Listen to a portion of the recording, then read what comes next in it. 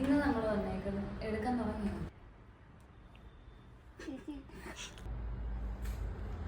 ഞാൻ ഇട്ടേക്കുന്ന ടോപ്പിന് ടോപ്പിന് 550 രൂപ. നമ്മൾ എൻ്റെ വീഡിയോ ചെയ്തിട്ടില്ല അല്ലേ? അങ്ങനെയാണെങ്കിൽ നമുക്ക് ഇന്ന് ഈ വീഡിയോ കണ്ടാലോ. 550 രൂപയുടെ ടോപ്പ്, ജോർജറ്റില് A-ലൈൻ ടോപ്പാണ് വരുന്നത്. 3 കളേഴ്സ് ഉണ്ട്.